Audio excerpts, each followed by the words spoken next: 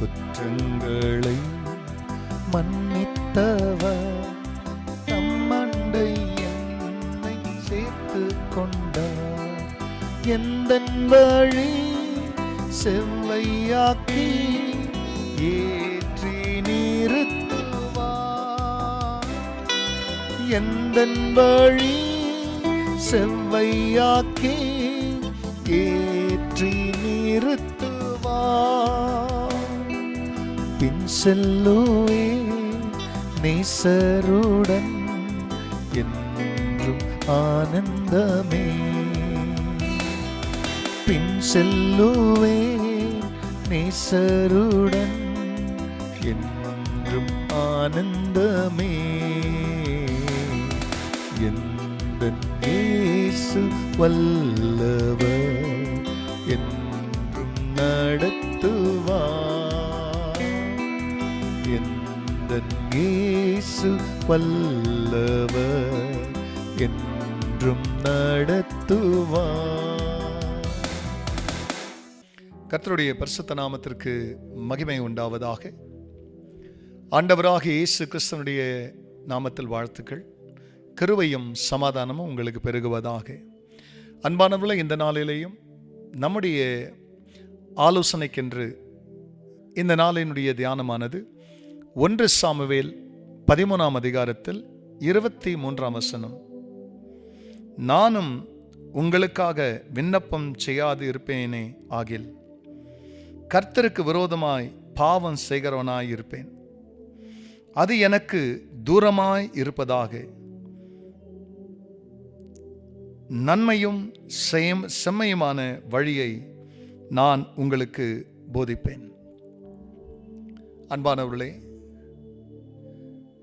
சிலர் இந்த உலகத்தில் ஜெபிக்கிற ஜெப வீரர்களாய் இருக்கிறார்கள்.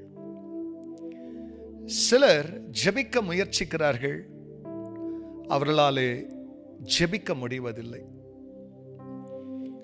சிலர் ஜெபிக்க விரும்புகிறார்கள், ஆனால் ஜெபிப்பதில்லை. இதனால் கர்த்தர் என்ன செய்கிறார்? ஜெபிக்கிற சில ஜெப வீரர்களை ஜெபிக்க இயலாதவர்களுக்காக அவர் ஜெபிக்கும்படியாக தேவன் சிலரை ஏற்படுத்துகிறார். ஆகையால் ஜெபம் என்பது தேவனோடு கூட நாம் தொடர்பு கொள்வதற்கு தேவன் உண்டு பண்ணின உன்னத வழி. ஜெபம் இல்லாத ஒரு வாழ்க்கை என்பது தேவனுக்கும் ஜனங்களுக்கும் விரோதமாய் நாம் பாவம் செய்கிற ஒரு வாழ்க்கை.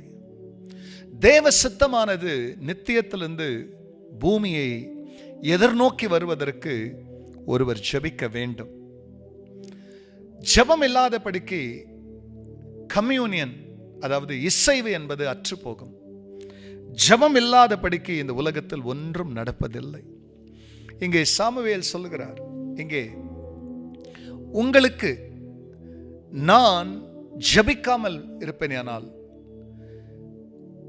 அது கர்த்தருக்கு விரோதமாக நான் செய்கிற பாவம், அது எனக்கு தூரமாய் இருப்பதாக என்று இங்கே தேவ மனுஷன் சொல்லுகிறார். ஆண்டவர் நமக்காக சில ஜெப வீரர்களை ஏற்படுத்தி நம்மால ஜெபிக்க முடியலனாலும் அவர்களை ஜெபிக்க வைக்கிறார். அந்த மனிதர்கள் சொல்லுகிறார்கள், இன்னும் இந்த ஜெபத்தின் வழியாய் நான் உங்களுக்கு நன்மையும் செம்மையுமான வழியை காண்பிப்பேன். ஆகையால் ஜெபிக்கிறவர்களே, தொடர்ந்து ஜெபியுங்கள் மற்றவர்களுக்காக. ஆண்டவர் உங்களை நம்பி இருக்கிறார், அதை தொடர்ந்து செய்வோம். கர்த்தர் நம்மை ஆசீர்வதிப்பார். ஜெபிக்கலாம். பரிசுத்த பிதாவே, உமது நாமம் மகிமை அடையட்டும். ஆம் சுவாமி, நான் உங்களுக்காக விண்ணப்பம் செய்யாது இருப்பேனேனால் நான் கர்த்தருக்கு விரோதமாய் பாவம் செய்கிறவனாய் காணப்படுவேன்.